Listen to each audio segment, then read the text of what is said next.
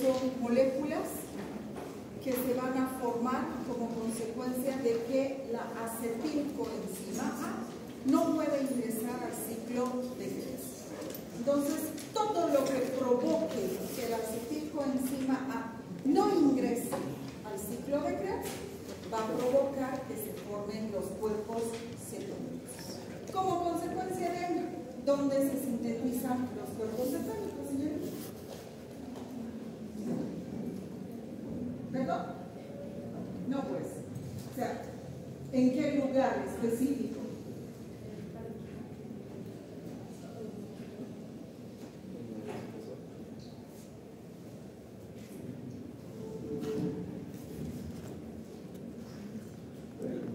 En la mitocondria. ¿Dónde es el ciclo de Krebs? En la mitocondria.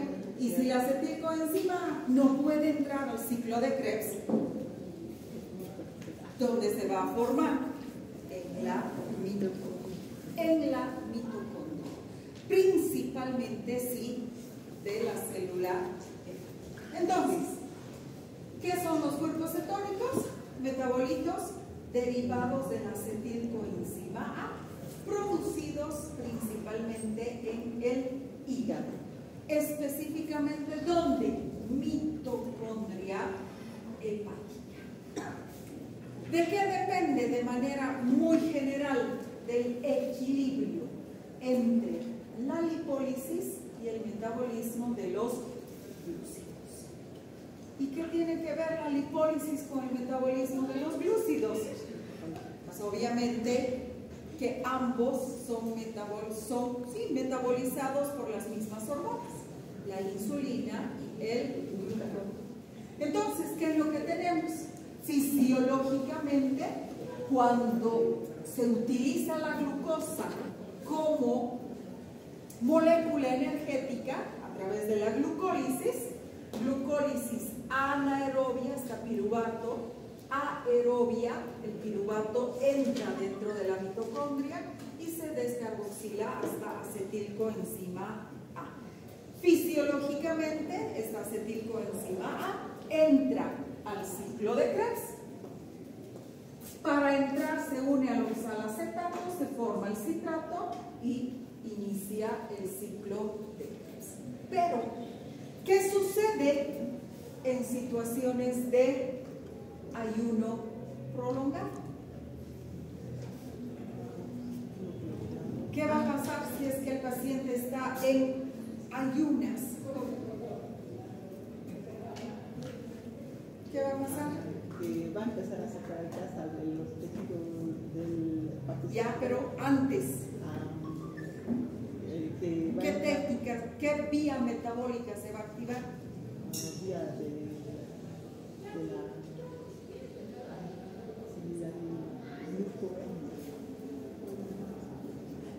¿Qué vía metabólica? Estaba bien. ¿Qué vía metabólica? Señorita, ¿qué vía metabólica se activa en ayuno prolongado? Gluconeogénesis. Aquí está. Bueno, aquí está como neoglucogénesis. Gluconeogénesis. ¿Y qué pasa en la gluconeogénesis? Pues que el oxalacetato está distraído, va a ir a formar glucosa. ¿Y a quién se va a unir la acetilcoenzima? No tiene a quién. Y como no le gusta quedarse solita, se une a otra acetilcoenzima A, las dos a una tercera, y se forman los cuerpos cetónicos. Eso es en el ayuno prolongado. ¿Qué pasa en la diabetes mellitus no controlada? ¿Qué tipo de diabetes mellitus? ¿Dónde hemos llegado? Ay, señorita, ¿qué tipo de diabetes mellitus principalmente?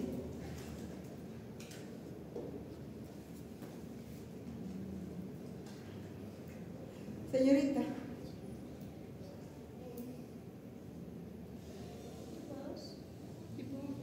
Obvio, si no es la 2, tiene que ser la 1.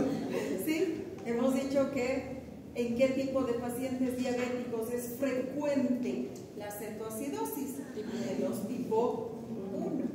¿Sí? Entonces, ¿Por qué? Porque hay deficiencia de insulina. ¿Y qué pasa con la deficiencia de insulina? Que las células piensan, entre comillas, no piensan, que hay una deficiencia de glucosa. Además, la deficiencia de insulina produce un aumento de glucagón. Es hormona llamado ciclo alimentación-ayuno. Baja la insulina, sube el glucagón. Baja el glucagón, sube la insulina. Entonces, ¿qué es lo que va a provocar esto? Va a provocar que, uno, como no hay insulina, la glucosa no puede entrar a las células. Disminuye la insulina, aumenta el glucagón. Y dos, como no entra glucosa a las células, pues las células comienzan a degradar lípidos principalmente. Por eso es que los pacientes diabéticos pierden peso sin causa aparente. ¿Sí? Lo que pasa es que hay un exceso de glucagón. Y esto está provocando una lipólisis exagerada. Las grasas se degradan ¿en qué? En glicerol y 3 ácidos grasos. ¿Qué pasa con los ácidos grasos? Entran a la mitocondria a través de la carnitina, ya sabemos, lanzadera de carnitina, y se produce la beta-oxidación. Pero, ¿a quién se va a unir? Si no hay gasto de energía, a la otra acetilcoenzima A. No puede entrar al ciclo de Krebs. ¿Por qué? Porque hay demasiada energía y no se está consumiendo. Y si ustedes revisan ciclo de Krebs, sabemos que hay regulaciones alostéricas del ciclo de Krebs. ¿Qué me produce regulación alostérica del ciclo de Krebs? El aumento del NAD reducido y el aumento del ATP. Entonces se bloquea el ciclo de Krebs, por más que exista oxalacetato. ¿Y qué va a pasar? Pues que vamos a tener un exceso de acetilcoenzima A. Y esta, como no le gusta quedarse solita, pues nos va a formar cuerpos cetónicos. Entonces, los mecanismos de exceso de acetilcoenzima A son diferentes, pero la causa para que se formen los cuerpos cetónicos al final es la misma. La acetilcoenzima A no puede entrar al ciclo de Krebs. No puede. Ya sea porque falta oxalacetato o porque me sobra energía, pero no puede entrar al ciclo de Krebs y se forman los cuerpos cetónicos. Ayuno prolongado, diabetes mellitus no controlada, dietas cetogénicas, igual que en el ayuno prolongado, estrés metabólico, igual que en el ayuno prolongado. ¿Por qué? Porque vamos a tener una gluconeogénesis exagerada. ¿Está comprendido? Entonces, estas son las causas para que se formen los cuerpos cetónicos.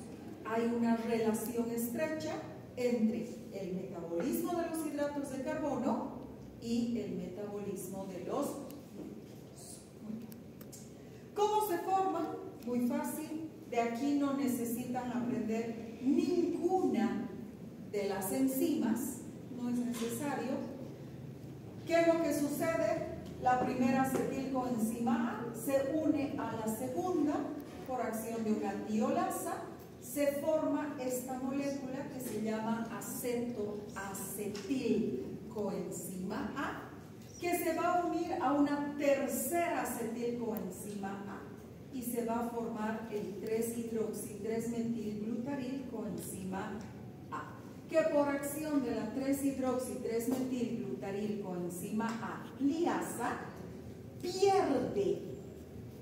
pierde el grupo acetilo, la acetilcoenzima A es liberada y se genera el primer cuerpo cetónico, el acetoacetato o ácido ácido acetoacético. Depende si está ionizado o está neutro. Este acetoacetato, que es el primer cuerpo cetónico, es un ácido, el ácido acetoacético. ¿Qué puede pasar? Depende. ¿Depende de qué? De las condiciones del organismo. Si hay exceso de NAD reducido, no me conviene que haya NAD reducido porque todo se bloquea. Se bloquea la gluconeogénesis, por ejemplo. Entonces, ¿qué va a pasar? Que este acetoacetato se va a reducir a hidroxibutirato. ¿Y quién se va a oxidar? El NAD. El NAD se oxida. O puede pasar otra cosa, que el acetoacetato se descarboxile. ¿Qué quiere decir que se descarboxile? Que pierda su grupo carboxilo. ¿Y cuál es el carboxilo? El COOH. ¿Sí? Es decir, este ácido. Y si pierde el COO, me libera dióxido de carbono y el cetoacetato se convierte en acetona. Ahora, ¿por dónde se eliminan? Bueno, van a ser utilizados por los tejidos, pero a veces hay un exceso de producción, sobre todo en la diabetes. Y se supera la capacidad que tienen los tejidos de captarlo y comienza a eliminarse. ¿Qué se puede utilizar? ¿Qué pueden utilizar las células? El hidroxibutirato o el acetoacetato, que vamos a ver enseguida. ¿Con qué fines? Energéticos. Cuando disminuyen las concentraciones de glucosa, porque el ayuno es demasiado prolongado, o mi paciente ha entrado en inanición, un ayuno muy largo, entonces no hay glucosa suficiente. Por lo tanto, comenzamos a utilizar los cuerpos cetónicos con fines energéticos. Principalmente, ¿qué tipo de células musculares? Musculares esqueléticas, musculares cardíacas. El cerebro también empieza a utilizar con fines energéticos los cuerpos cetónicos. Pero a veces, como sucede en la diabetes, se forman exceso de cuerpos cetónicos. Entonces tenemos que eliminarlos. ¿Y por qué vías se eliminan? Los dos ácidos, acetoacético e hidroxibutírico, vía renal. Y ya sabemos que le van a conferir a la orina un olor afrutado, a pera o a manzana. ¿Y por dónde se elimina la acetona? Vía pulmonar, a través de la respiración. ¿Y qué aliento va a tener el paciente? Agita esmalte. Ese aliento va a tener, es un aliento a cetonas. A acetona. Y si ustedes ven en la composición química del quita esmalte, ¿qué es? Cetona, acetona. Entonces, obviamente no vamos a esperar precisamente ese aliento. ¿Por qué? Porque obviamente cada persona tiene un aliento dependiendo de qué es lo que consume, qué come. ¿Sí? O es que el aliento es sin olor. Tenemos un aliento, ¿sí? Pero va a tener ese dejo de quita esmalte, de ácido. Muy bien.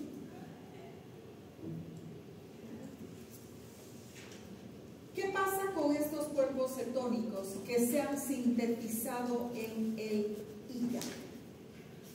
Son solubles en agua, por lo tanto salen directamente del hígado a circulación sanguínea y van a ser captados por las células que utilizan cuerpos cetónicos.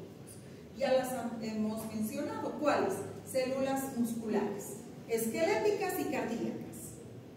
2, renales.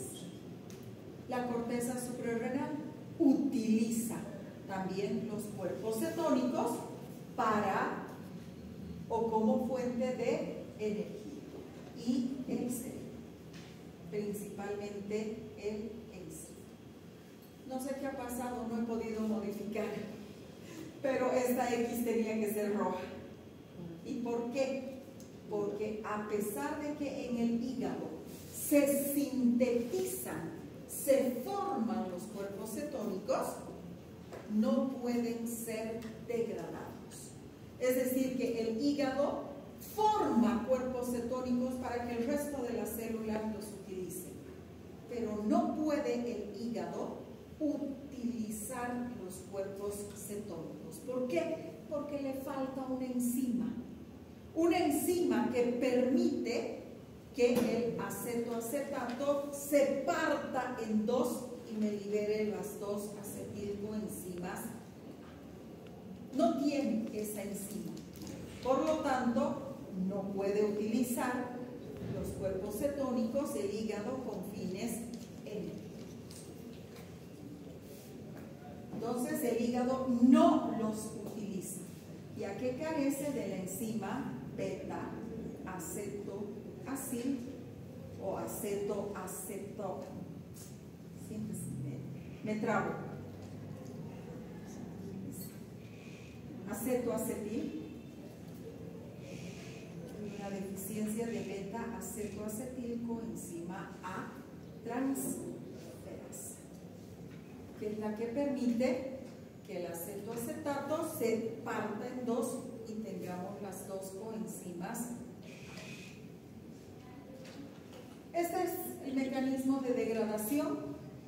Podemos partir del hidroxibutirato o podemos partir del acetoacetato.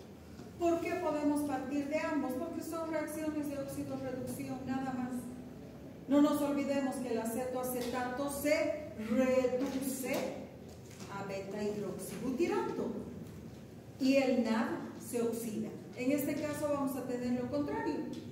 El beta-hidroxibutirato se oxida a acetoacetato y el NAD se reduce. Entonces, ahí está. El beta-hidroxibutirato se oxida y el NAD se reduce. Ya tengo el acetoacetato. Este acetoacetato se va a unir a la succinilcoenzima A y me va a liberar la succinilcoenzima A.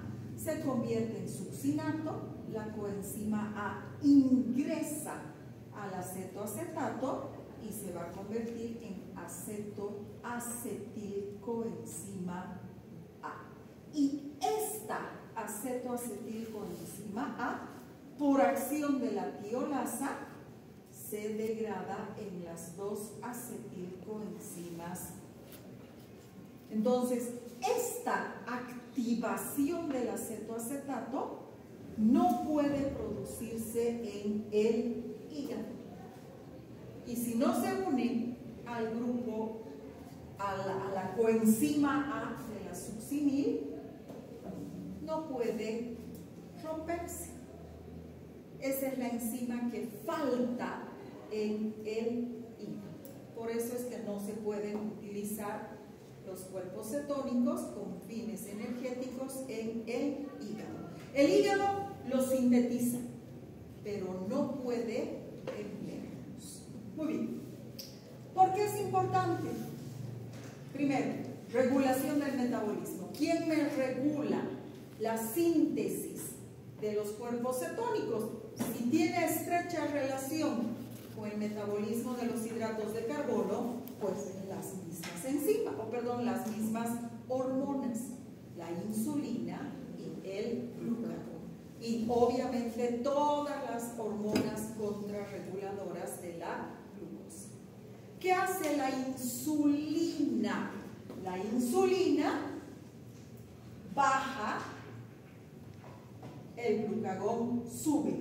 Entonces, si aumenta el glucagón, aumenta la cetogénesis. ¿Por qué? porque las células piensan, como hay exceso de glucagón, que no hay insulina. Entonces los lípidos se degradan.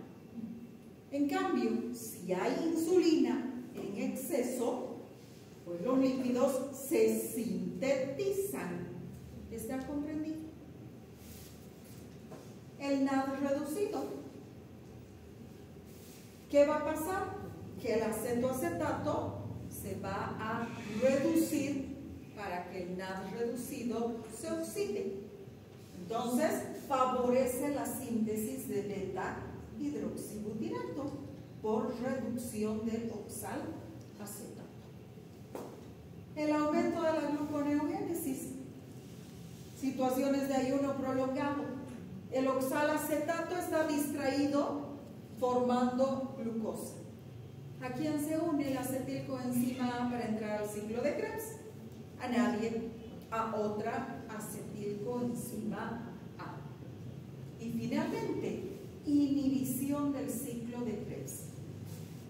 Lo que acabo de mencionarles.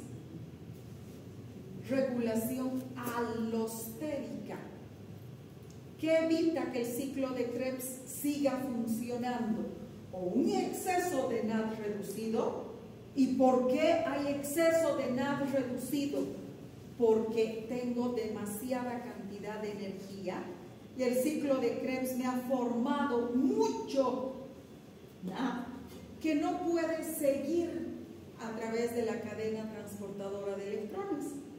¿Por qué? Porque no hay ADP. ¿Qué hace el NAD en la cadena transportadora de electrones? Provoca que los hidrógenos vayan de la matriz al espacio intermembrana. ¿Y los hidrógenos cómo regresan? Por la ATP sintasa. Pero para que regresen necesito ADP.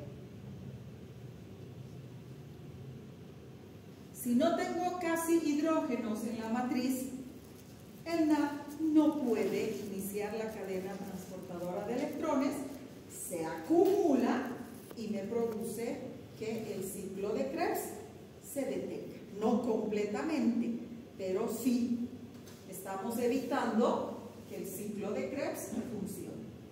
O falta de OAA, oxalacetato.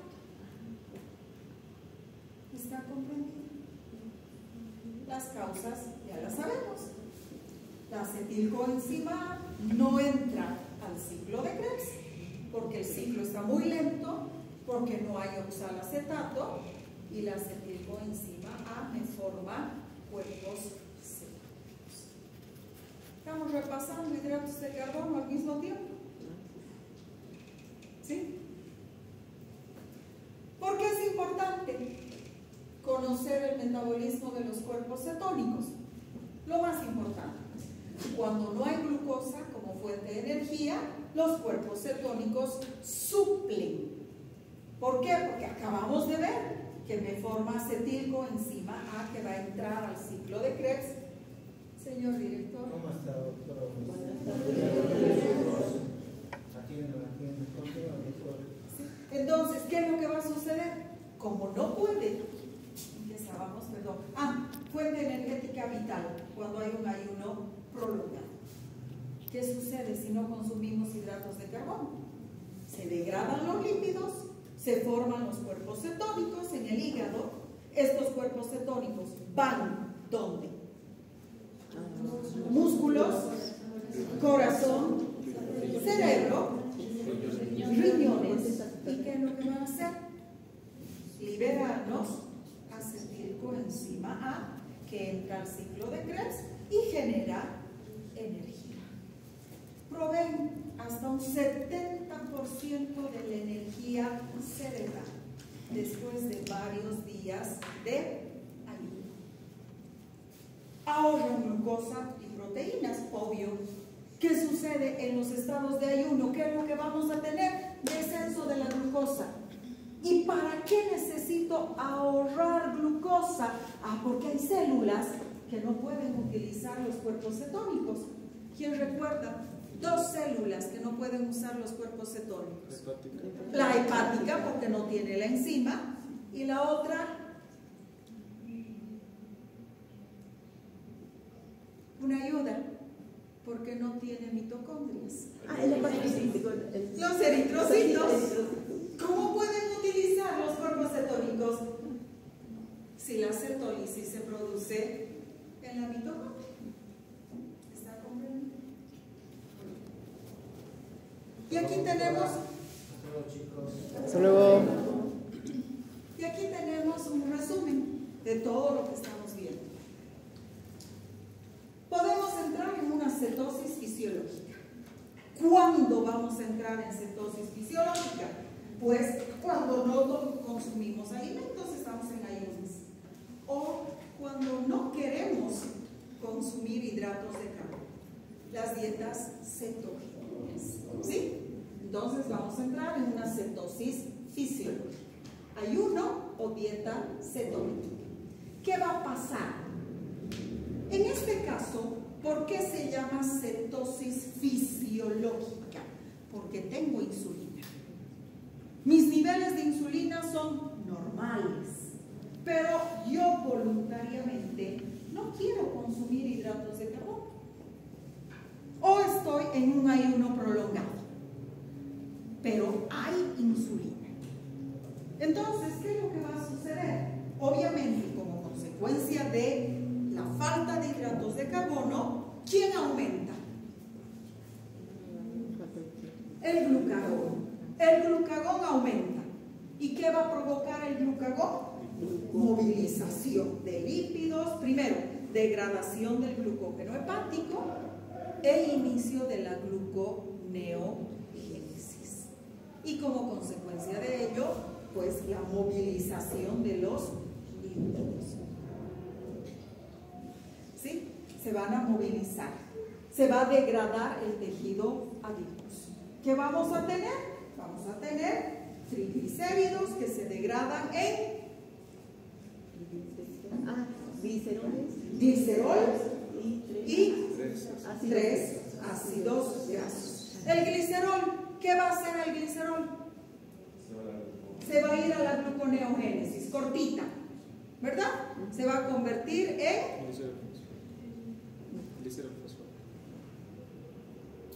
dihidroxiacetona y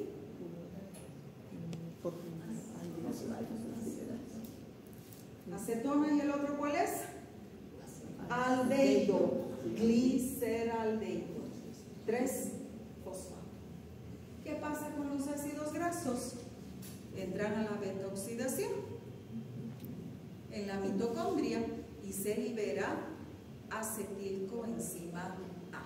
Pero, como yo no he consumido hidratos de carbono, el oxalacetato está distraído formándome glucosa. Y los cuerpos cetónicos van a comenzar a formarse.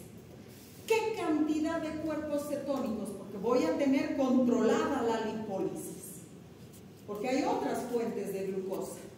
Entonces, aumento moderado de cuerpos cetónicos. Menos de 6 milimoles por litro, lo que no me altera el pH. Manifestación clínica adaptativa, no patológica. Cuando comiencen a elevarse los cuerpos cetónicos, me va a doler mi cabeza, voy a estar mareada, voy a tener ganas de vomitar, pero esto es momentáneo. En unas pocas horas mi organismo se adapta a este exceso de cuerpos cetónicos y toda la sintomatología desaparece. Por eso es adaptativa. Y puedo estar de por vida sin consumir hidratos de carbono. No voy a volver a tener síntomas. Ahora, las cetoacidosis, estas ya son patológicas. Fíjense, esta es cetosis. Estas son cetoacidosis. Estas son patológicas. Causada ya sea por diabetes, principalmente diabetes tipo 1, o causada por el alcohol. Comenzamos con la cetoacidosis diabética. ¿Qué pasa? En este caso, como consecuencia de la deficiencia de insulina y por lo tanto el aumento del glucagón, los lípidos masivamente se degradan. No hay quien evite que los lípidos se degraden. No hay quien me forme lípidos, porque no hay insulina. Entonces los lípidos se degradan. ¿Con qué intención? Pensando que, como el glucagón está alto y no entra glucosa al tejido adiposo para que se sinteticen lípidos, que no hay glucosa.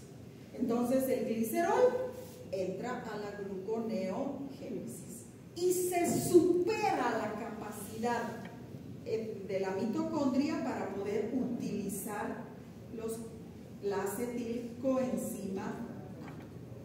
Entonces, ¿qué es lo que va a suceder?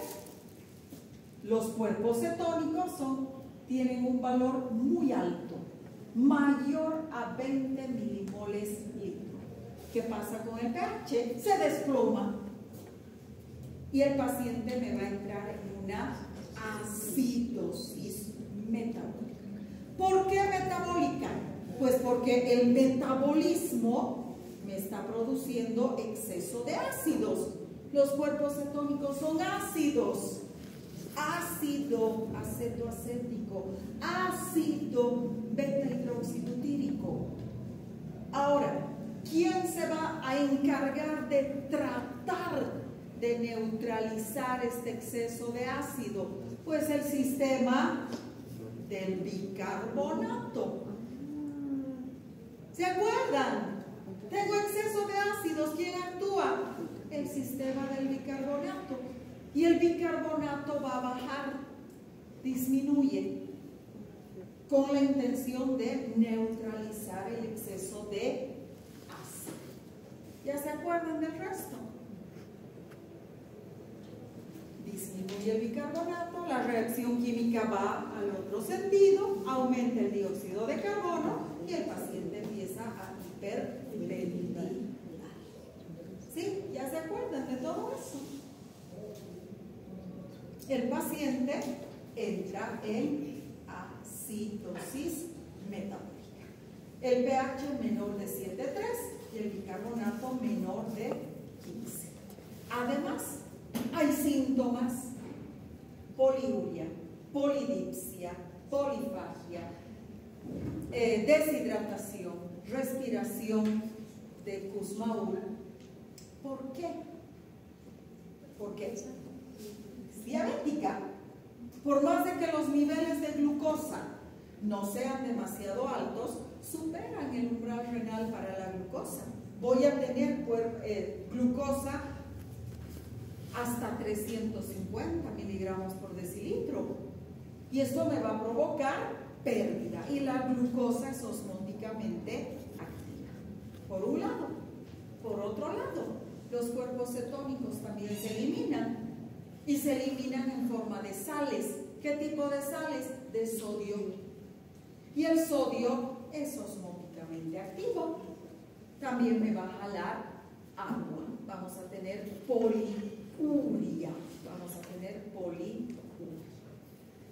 ¿Qué más?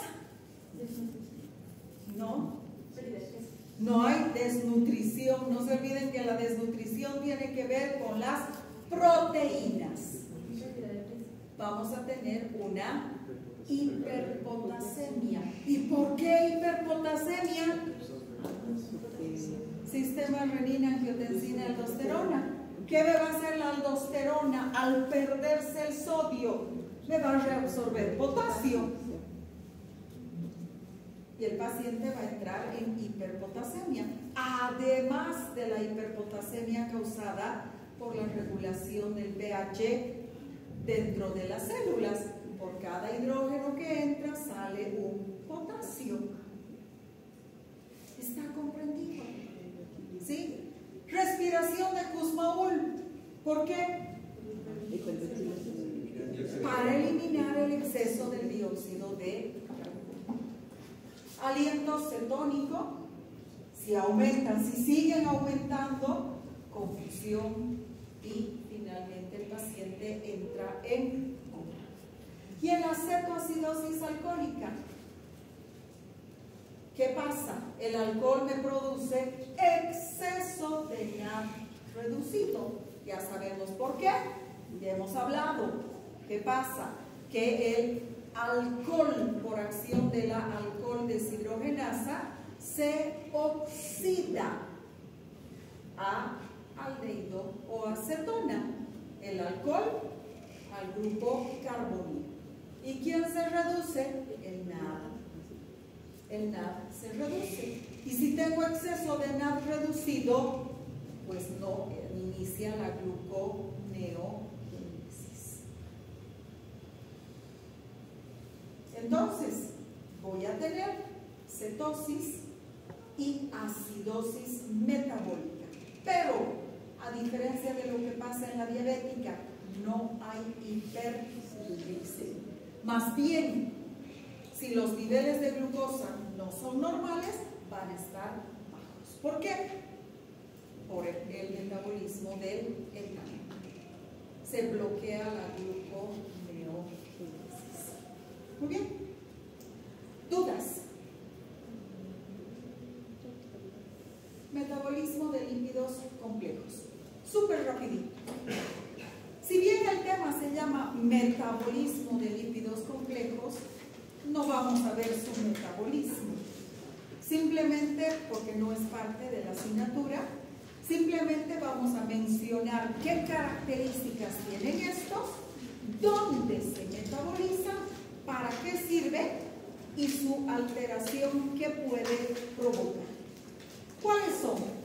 Los lípidos complejos son biomoléculas que contienen, además del alcohol, en el caso de los triglicéridos es glicerol, en el caso del colesterol, bueno, es el colesterol, ¿sí?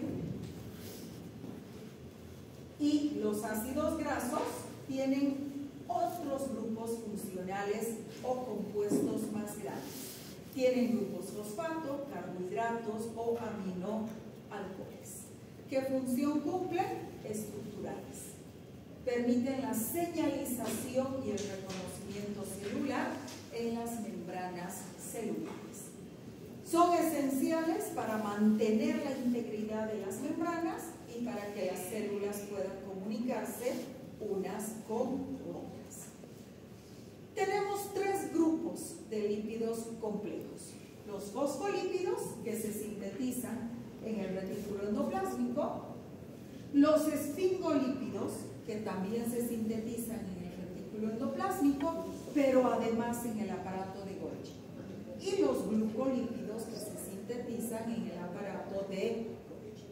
¿Cuáles son los componentes principales? Pues no pueden faltar los ácidos grasos y el glicerol.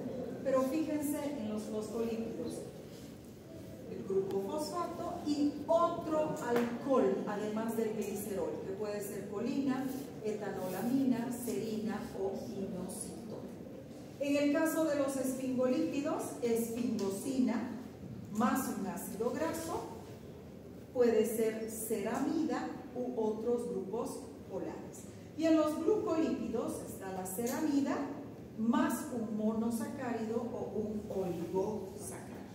¿Cuáles son los ejemplos más importantes de los fosfolípidos? La fosfatidilcolina. Ya saben. ¿Qué forma? ¿Dónde está? En las membranas celulares, principalmente en el pulmón, y su deficiencia produce el síndrome de diestrés respiratorio del recién nacido. ¿Sí o no? ¿Sí?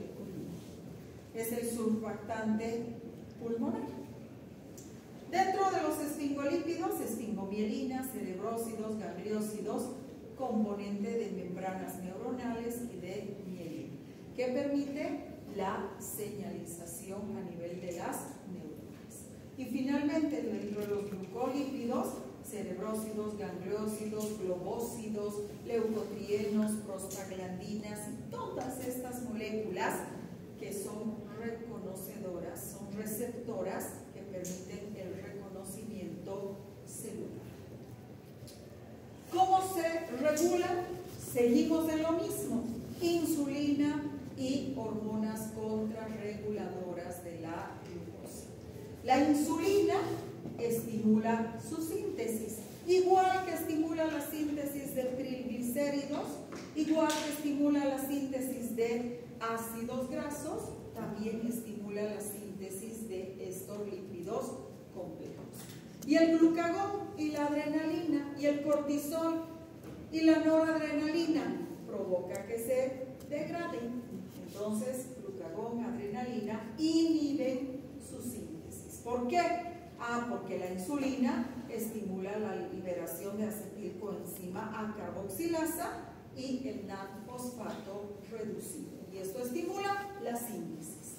En cambio, el glucagón aumenta la adenosín-monofosfato cíclica, que me activa a la proteína quinasa. ¿Y qué hace la proteína quinasa? Activa, fosforila las enzimas de la lipólisis. Y la lipólisis comienza. Actividad de las fosfolipasas, pues aumentan en los procesos inflamatorios y liberan mediadores lipídicos, prostaglandinas, leucotrienos, tromboxanos, que son agentes proinflamatorios. Los ácidos grasos saturados, importantes. Cuando hemos hablado de los ácidos grasos, hemos dicho que hay dos tipos, saturados e insaturados. Y hemos dicho que los ácidos grasos saturados son sólidos, son ceras, mientras que los insaturados son líquidos y son aceites. Y estos van a formar parte, junto con todos estos lípidos complejos, parte de la membrana de la célula. Lo ideal es que por cada 3 ácidos grasos, 2 sean insaturados y 1 saturado.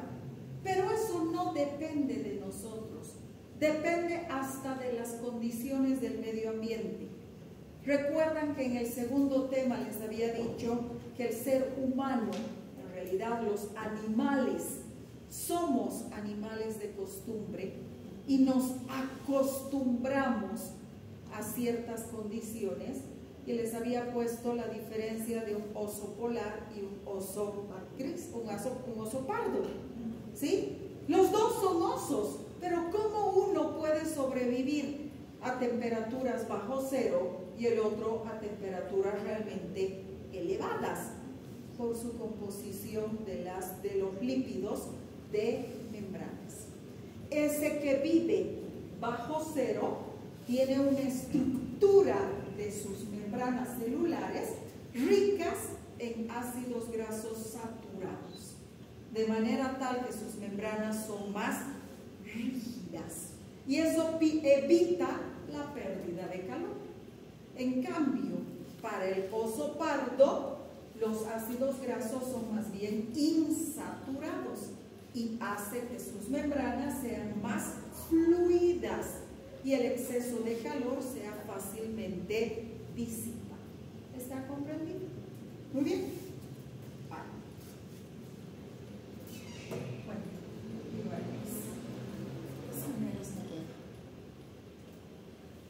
y finalmente los ácidos grasos poliinsaturados, principalmente los omega 3, modulan la síntesis de eicosanoides que tienen un efecto más bien antiinflamatorio.